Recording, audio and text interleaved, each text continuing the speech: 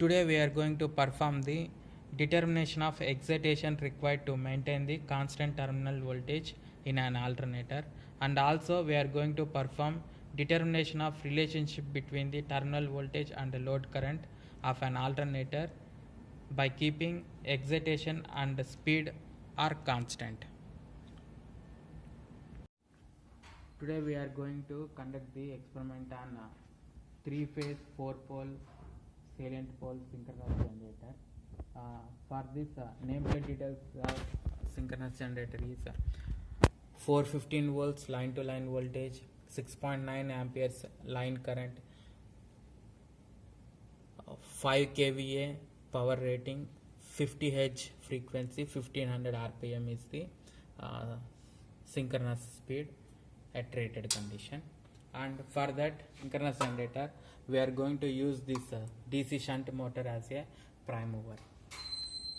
Nameplate details of DC shunt motor: 20 volts, 1500 RPM, 28 amperes, 5.2 kilowatt power rating is the nameplate details of DC shunt motor.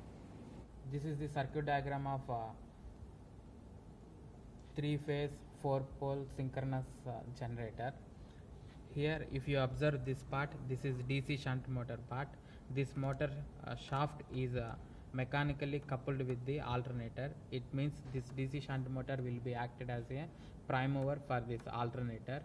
Here alternator, these RYB terminals are the stator terminals. Across two terminals, R and Y terminals, we are going to measure the line to line voltage, and we have connected one 0 to 10 ampere moving iron type ammeter in series with the R. It will measure the line current of line current it will measure. And this is the field winding of alternator. By using single phase variac and full bridge rectifier, we are going to give the DC supply to this field winding, and we are going to measure the field winding current by using the 0 to 20 amperes moving coil type ammeter. And across this RYB terminals we are going to connect the 3-phase resistive load. In the last experiment we have seen that by opening this RYB we have performed the open circuit characteristics, and by shorting these 3 RYB terminals we have taken the short circuit characteristics. We know how to give the connections to the DC shunt motor. And here we are going to measure the supply voltage across the motor terminals, and by using, this is for the DC shunt motor part, and this is DC field, field winding to the alternator, and across this we have connected one bridge rectifier and one single phase variac for giving the DC supply, and we are going to measure this field current by using the 0 to 20 amperes moving coil type ammeter. And if we come to the stator winding terminals, here UVW terminals are mentioned.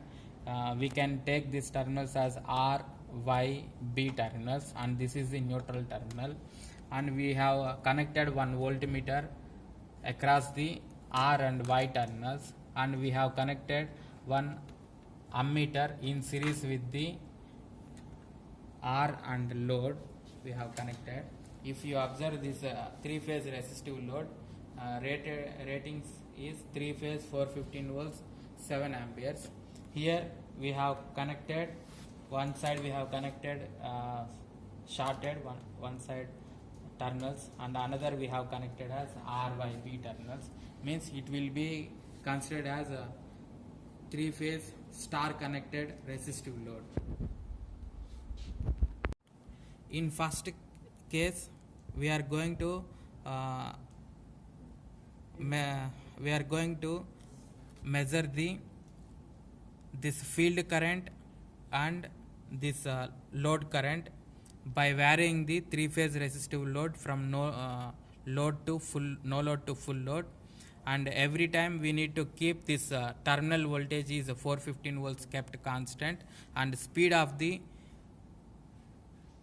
alternator 1500 RPM should be kept constant. This is the first part, and second part we will do the by maintaining the field current kept constant, and we are going to vary the loads from full load to no load. For every step we need to measure the terminal voltage we need to measure by maintaining the field current and speed of the alternator kept constant. Now we are going to switch on the DC shunt motor, and if you connect the three terminals, R, Y, B terminals, we have connected in here three-phase resistive load in star connection, and by using this voltmeter we are going to measure the line-to-line voltage. By using this ammeter we are going to measure the load current of alternator, and here single phase variac is there and bridge rectifier is there, full bridge rectifier.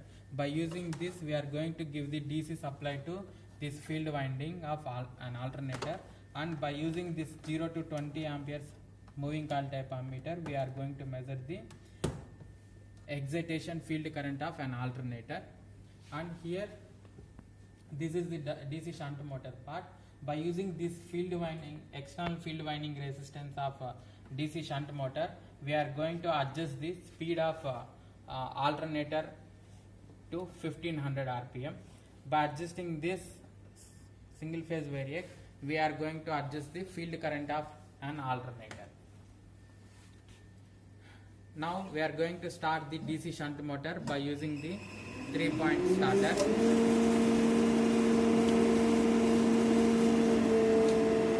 Now by adjusting the external field winding resistance of DC shunt motor, we set the speed of alternator is 1500 rpm, and by adjusting the single phase variac we are going to set the line to line voltage of an alternator to be 415 volts.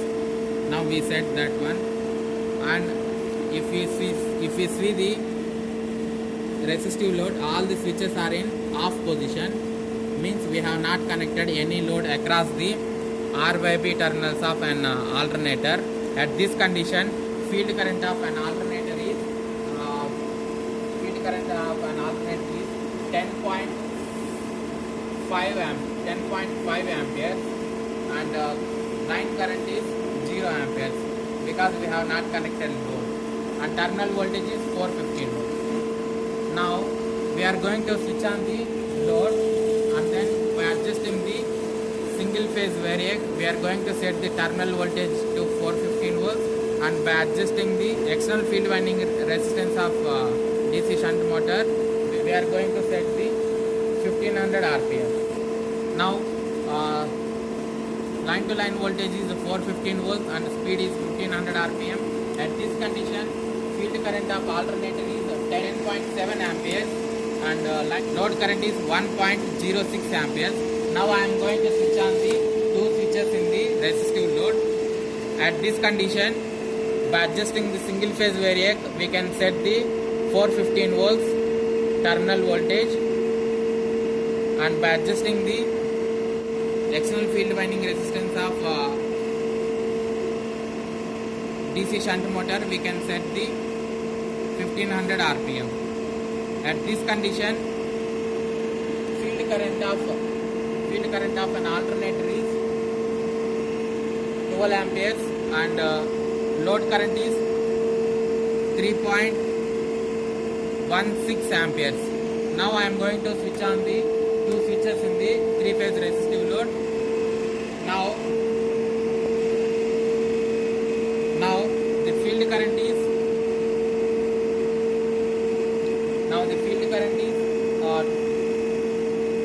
13.6 amperes and the load current is 5.3 amperes. Now I am going to take the full load current. Now the field current, now the speed is 1500 rpm and terminal voltage is 400. By adjusting the single phase variac we can set the terminal voltage to 415 volts. 415 it's fine. And speed is also 1500 rpm. At this condition, field current is 15.6 15.9 amperes and load current is 7.5 amperes. Now at this condition, field current is 15.9 amperes. Now onwards we need to reduce the resistive load and then we need to maintain the field winding current is 15.8 amperes and we need to note down the terminal voltage versus load current values. Now I have decreased the load current. Now we are going to set the 1500 rpm and we are going to maintain the constant field winding current, that is 15.8 amperes. At this condition, terminal voltage is 438 volts and load current is 5.6 amperes. Now again I am going to decrease the three-phase resistive load and then by adjusting the external field winding resistance of DC shunt motor, we set the speed of alternator is 1500 rpm.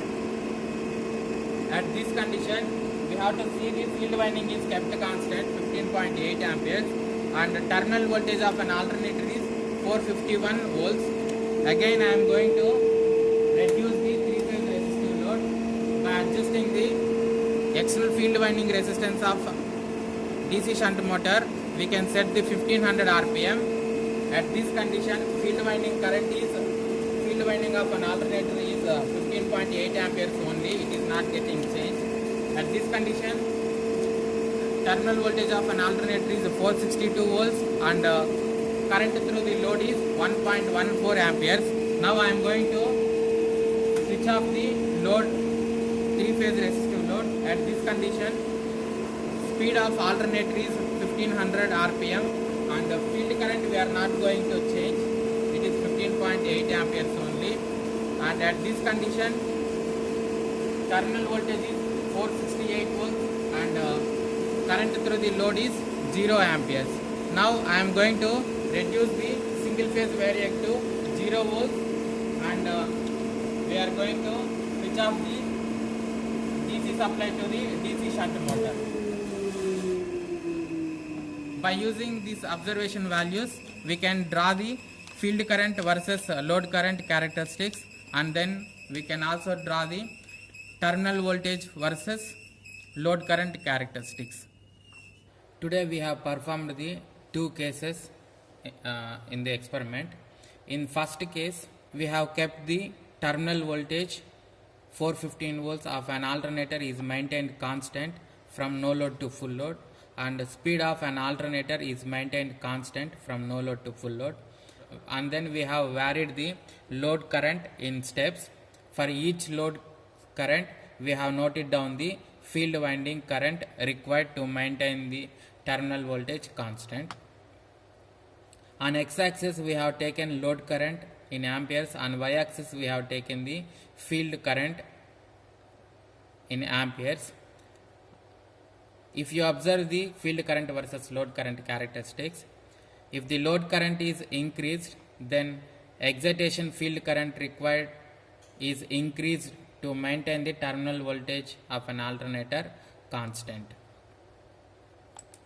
In the second case, excitation of an alternator is maintained constant from full load to no load and speed of the alternator is maintained constant from full load to no load, and then for each load step we have taken the terminal voltage 7.5 amperes load current,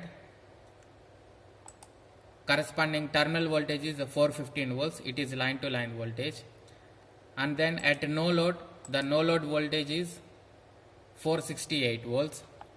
On x-axis we have taken the load current in amperes, on y-axis we have taken the terminal voltage in volts, line to line terminal voltage in volts. If you observe these characteristics, from the full load to no load the terminal voltage is increased.